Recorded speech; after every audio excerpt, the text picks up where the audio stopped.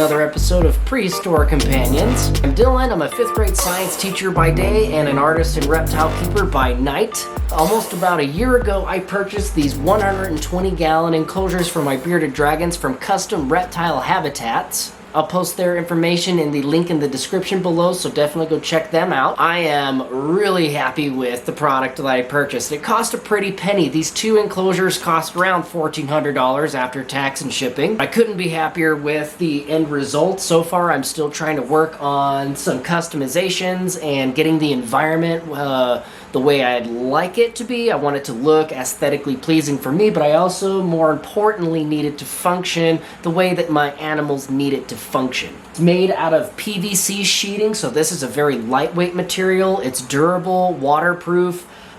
These things were super easy to put together. Here in a moment, I'll share some time-lapse footage of busting these things out of the boxes and kind of swiftly putting them all together. And since I've had these enclosures constructed, I have done a lot already with these enclosures. I've already done a lot of spray foaming and carving to create jagged rock-like structures, as well as incorporating about 5 layers of sanded grout. I got a lot more grouting to do. A lot of people think that it's appropriate to keep bearded dragons on loose substrate, and if you do it correctly, it absolutely is. Some people say keep them on tile. You definitely want to do your homework and see what good substrate options are and which ones are not. Like Reptile carpet, that green carpet you get at the pet store, it is garbage. It just holds on to bacteria, and sometimes the claws of the animals get caught in it and it might mess up their fingers. It's just not good. So do lots of research on adequate or proper substrate options for your animals. I gave these guys lots of options. I gave them tile. They have a cave back here with soft faux fur, like fluffy white carpet.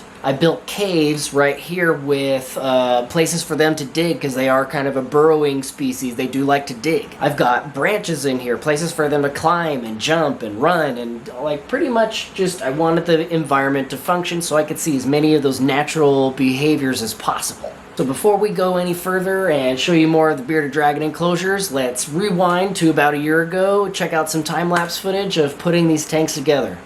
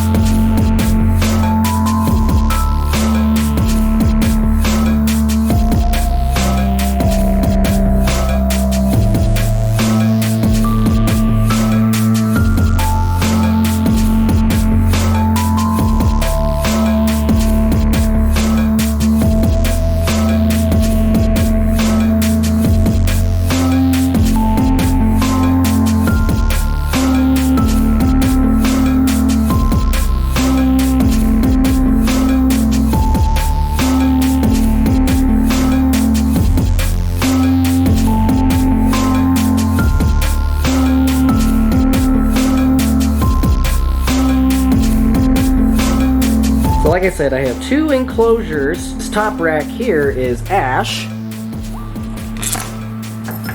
This is like her favorite spot, basking up here. This is a zero hypo leatherback het translucent bearded dragon. So she's got her nice rock cave, and here I've lined it with like a soft white fur. I velcroed that in there so I could take it out and wash it and rinse it under hot water and soak very thoroughly before I put it back in. Got like a nice little bed, specially bought for bearded dragons. I usually have nicer bowls, but lately I've just been using these paper plates to feed them every day. It's been a little more convenient than washing their bowls every single day. Water bowl. Now here in New Mexico where I live, it's about 16% humidity, And with the basking lights in here and how much space there is in here, I do give my bearded dragons a water bowl so they can soak if they'd like, or if they'd like to drink. Not necessary. I do usually keep hygrometers and thermometers in here too, a digital one, the Accurite ones. And I never let the humidity in here get above 30-35%. Anything under that range is going to be totally fine for your bearded dragons. I've incorporated some planters so I can actually plant live plants in here. I'll definitely put in some more as I continue with this build, but I'd like to have live plants in here like basil or parsley or different kind of greens that your bearded dragon can enjoy. That way, if I'm in a hurry and I don't have time to give them salad, at least they have something to munch on. So in here I have a cave entrance. I just took some Sterilite tubs, I forget how many quarts they are, and I foamed it in there and carved, of course, created rock-like features and sanded grout. I definitely wanted this lid to be able to be removed so that I could access the dragons if I needed to. And this is kind of what it looks like on the inside. I have some organic topsoil and like a Reptile soil. Forget whatever red dirt. I'll have to post exactly what products I use to create this mixture. I think there's Excavator Clay in here too. So yeah, these are both female bearded dragons that I have, so at least if they need to lay eggs in the future when I get around to breeding, or if they do have infertile clutches and just need somewhere to deposit their eggs, they have somewhere to do that. And then I can access them if I need to. So nice tile. This is easy to clean if they poop or whatever on here. Very easy to wipe up. So again, lots of substrate options. They have tile. They have loose substrate. They could be on this sandy stone. They can be in that white fluffy carpet. They could be up in the branches. They could be on the other hides. I think it's important to just provide them with multiple safe options because that's stimulation for them and they can choose wherever they feel comfortable. And then down here is Ash's enclosure. Yeah, it's reading hygrometer about 32%, humidity, and 81 degrees ambient temperature. There's Magma hanging out back there on her rock. These guys really love these rocks that I got them. So Magma is a red, hypo, leatherback, visual translucent, Het Zero bearded dragon.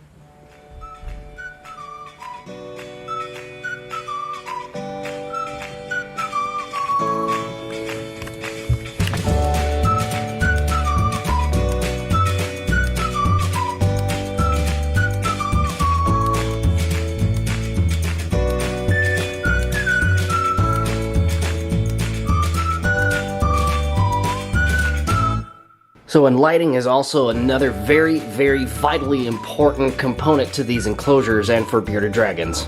They must have a heat bulb and UVB. UVB is their nutrient lighting and UVA is their heat source. I do need to get a bigger bulb. Ideally, I would want UVB running the entire length of the enclosure. Just that way they don't have to make a decision. Do I want to be warm or do I want to go get nutrient lighting? If you run UVB the entire length, they can heat up and get their nutrients, and when they're ready to cool down, they can go over here and still continue to get their nutrient lighting. This is about like a 28-inch or so bulb. I forget how long it is. Yeah, ideally you'd want one running the entire length of the enclosure.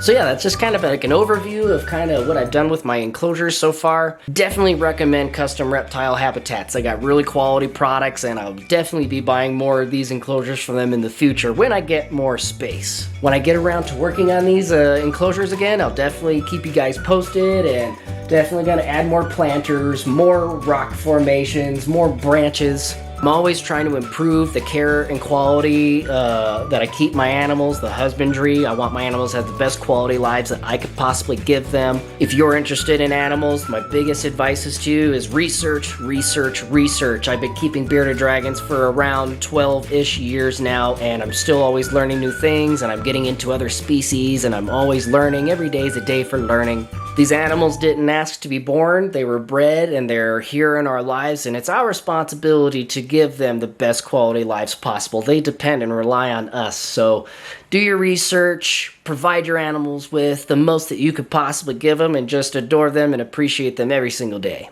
Well, that's a wrap for today's video. Thank you guys for staying tuned this long. If you enjoy my videos, do me a huge favor and hit the like button because it helps the YouTube algorithm. It helps me. It tells YouTube, hey, people like your videos. Subscribe if you have not. Leave me a comment down below. Let me know what you thought of today's video. Or if you keep bearded dragons and did a custom build, post a picture down in the comments. I would love to see your tank build. Thank you guys again so much for your support. I'm Dylan and I will see you later.